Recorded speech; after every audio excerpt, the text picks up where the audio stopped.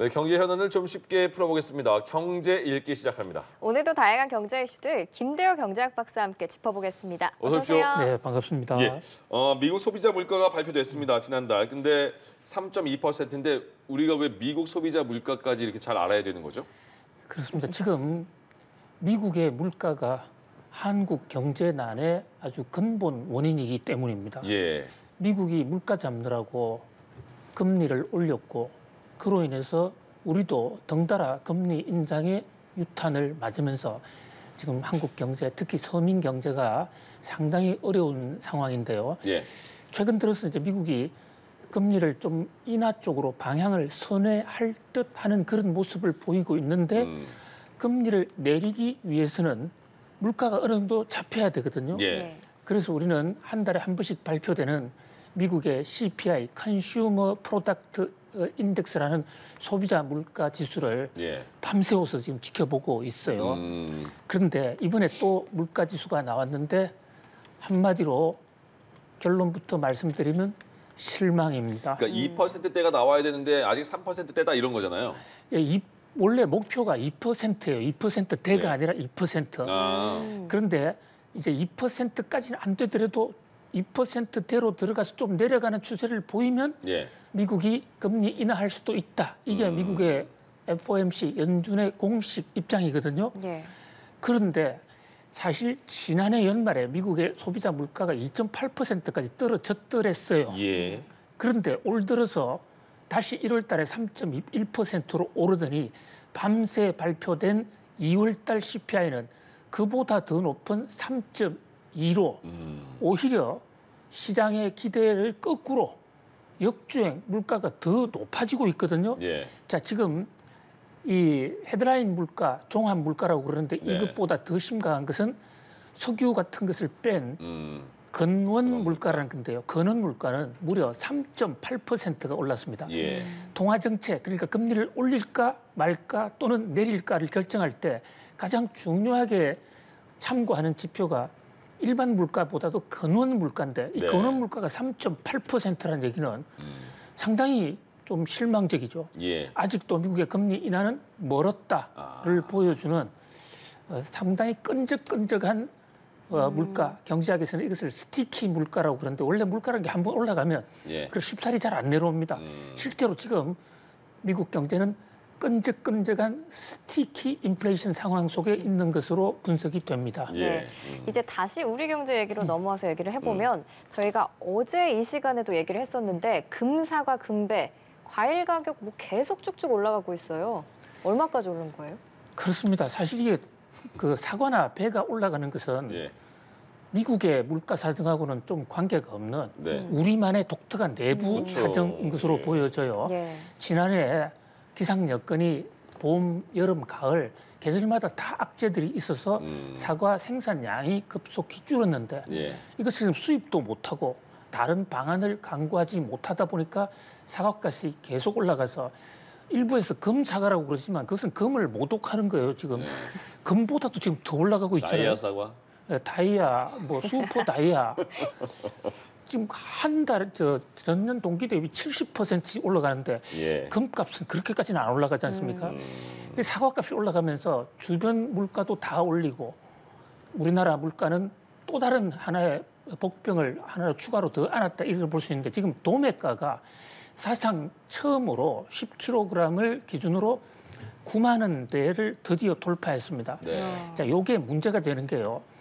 그 도매 가격은 미래의 소매 가격, 도매를 통해서 도매점, 소매점을 오면서 몇 달 지나서 우리 입까지 오거든요. 예. 그럼 지금 도매값이 오른 것은 미래의 소비자 가격인데 지금도 사과 가격이 높은데 그나마 지금은요 사과 가격이 정부가 가격 할인 지원금이라는 것을 무려 300억을 지금 투입을 하고 있습니다. 네. 그래서 우리가 지금 사과를 사는 그 가격 중에는 정부 예산이 들어가서 좀 깎아주고 있는 것이에요.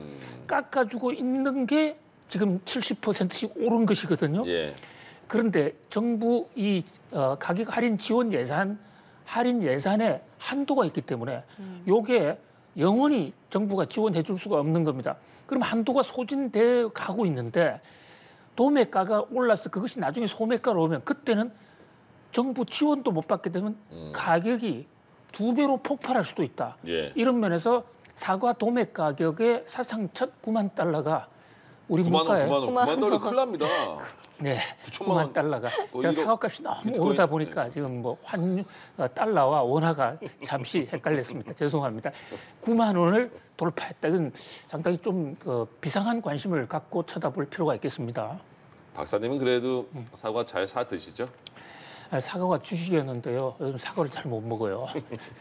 근데 이게 비단 뭐 사과 배만 가격이 오른다면 에이 뭐 다른 거 먹지 이런 생각할 수 있는데 이게 또 다른 것까지 영향을 주는 거잖아요. 가격 상승에 대해서. 그렇습니다. 지금요 사과를 가격이 오르다 보니까 사과 대피족들이 예. 사과 안 먹을 거야 해서 1차적으로 어디로 갔냐면 제주도 귤로 귤로 갔어요. 갔습니다. 예. 이 귤은 생산량이 특별히 애로도 없었는데 예. 귤값도 지금 사과값만큼 올랐거든요. 나도 비싸지롱. 예, 그러다가 또 배값, 오렌지값, 바나나값 네. 거의 전방위로 지금 가격이 올라가는 이런 현상이거든요. 네. 지금 우리나라 물가도 아직 지금 끈적끈적하게 잡히고 있지 않은데 우리 지금 금리가 높아서 고통받는 경제 약자들이 많다고요.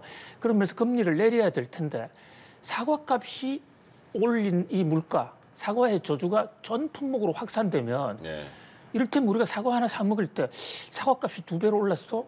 그러면 내 임금도 우리 회사에 가서 2배로 요구해야지. 이런 어떤 당연한 그런 물가 오름세 심리가 생긴다고 말이죠. 네. 그런 면에서 사과가 쏘아 올린 그 공이 전체 물가에도 지금 악영향을 주고 있다. 더욱더 지금 답답하고 안타까운 것은 당분간은 사과값을 내릴 대책이 없다. 한 가지 대책이 있어요. 뭐야? 우리 무슨 앵커님 저부터 시작해서 사과 당분간 안 먹는 겁니다. 예.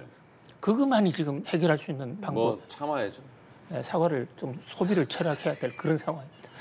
네, 지금 말씀하신 것처럼 사과의 저주라고 했는데 이 사과의 저주가 빨리 풀렸으면 좋겠고 다음 이슈도 살펴보겠습니다. 정부가 이 미국의 중국에 대한 반도체 수출 통제에 어느 정도 보조를 맞춰야 할지 검토하고 있는 걸로 알려졌는데 정확히 어떤 상황인 거예요? 예, 지금 미국과 중국의 경제 전쟁 싸움이 한창인데요. 네. 그 중에서도 미중 전쟁의 싸움의 핵심은 반도체로 모아지고 있습니다. 네. 중국이 반도체까지 미국을 따라오면 특히 반도체는 군사 장비 이런 쪽에 적극 활용이 돼서 첨단 무기로 전용이 될 수가 있거든요. 그래서 바이든 정부는 반도체만큼은 중국이 발전하는 것은 안 돼. 중국 스스로 발전하는 것은 어쩔 수 없겠지만 예. 미국의 기술이 들어가서는 안 된다. 그래서 2022년부터 예. 미국 업체들은 반도체를 만들 수 있는 반도체 장비를 중국에 수출할 수 없도록 되어 있습니다. 그럼에도 불구하고 최근에 이 중국의 화웨이 같은 회사들이 그 최첨단의 반도체를 개발해서 성능 좋은 스마트폰 같은 걸 출시를 했거든요. 예. 그 미국이 조사를 해보니까 이게 도대체 미국은 수출하지 않았는데 어디서 구한 것일까? 중국이 자체적으로 생산했다고 보기에는 좀 애매하다. 그렇다면 혹시 다른 나라가 미국 대신에 파는 것은 아닌가? 이것을 백필링이라고 하는데 경제학에서는 예. 그런 현상이 있다고 그래서 첨단 반도체 제품, 극자외선 노광 장비 만드는 네덜란드라든지 이런 회사 나라들에 대해서는 이미 중국에 수출을 못하도록 통제를 했어요. 예. 근데 그것도 이제 안 되니까 우리나라는 반도체 생산은 세계 1등이지만 반도체 장비는 그렇게 많이 만들어내는 나라가 아니거든요. 네. 그럼에도 불구하고 미국이 한국도 중국에 반도체 장비 팔지 마. 그렇게 지금 강력히 요구하고 있는데 예. 이것을 들어주지 않기도 어려운 게 만약에 미국의 요구를 거절하게 되면요. 우리나라는 반도체 설계가 대부분 또 미국에서 옵니다.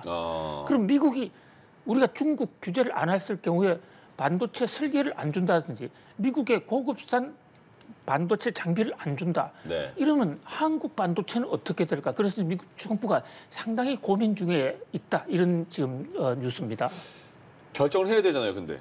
결정을 해야죠. 어떻게 해야 돼요?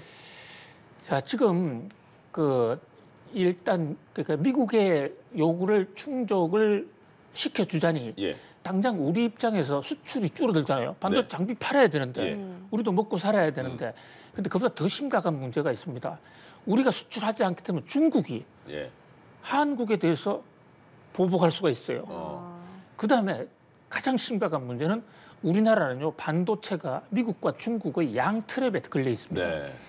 장비는 미국으로부터 들여오고 있는데 생산의 40%를 지금 중국 사고 있어요. 어. 인질로 잡혀 있는 겁니다. 예. 그리고 우리가 반도체 장비 수출을 하는 게 중국에 수출을 한다기보다도 중국에 있는 삼성전자나 SK 하이닉스에 수출하는 것도 있거든요. 그거마저 막히면 삼성전자나 SK 하이닉스가 미국, 중국에서 반도체 생산을 제대로 할 수 없잖아요. 예. 그러니까 한국 입장에서는 네덜란드나 대만보다도 훨씬 더 심각하기 때문에 외교적인 총력을 경주해서 좀 속도 조절을 해야 될 것으로 보이고요. 예. 특히 우리나라가 만드는 반도체는 최첨단 반도체 장비가 아닌 만큼 네. 중고 이른바 레가시 반도체 장비는 실제적으로 중국과의 제재를 하더라도 별로 효과가 없다는 걸 좀 잘 설득해서 그 규모를 좀 보복 규모를 좀 줄여야 되지 않을까 예. 그렇게 보여집니다. 네. 또 이 미국이 우리 반도체 기업에 주는 이 보조금 곧 발표한다고 하는데 이게 뭐 앞으로 11월 대선과도 좀 영향이 있을까요? 어떨까요? 그렇습니다. 미국의 반도체 산업을 육성하기 위해서 미국에 투자하는 회사들, 미국에 공장 짓는 회사들에서는 반도체 보조금을 준다. 그게 이제 바이든의 반도체 칩스 법이라는 건데요. 예. 사실 이것을 보고 우리 삼성전자가 지금 미국 테네시에 공장을 이미 짓고 있습니다. 그런데 아직도 지금 보조금을 안 주는 거예요. 아, 그래요? 예, 미국의 인텔에 대해서는 이미 확정을 했거든요. 네. 그래서 우리 정부가 빨리 달라 이러고 있는데 이 대목에 대해서 미국도 3월 중으로 한국에도 줄 거다. 반가운 소식인데요. 문제는 얼마를 주느냐 규모입니다.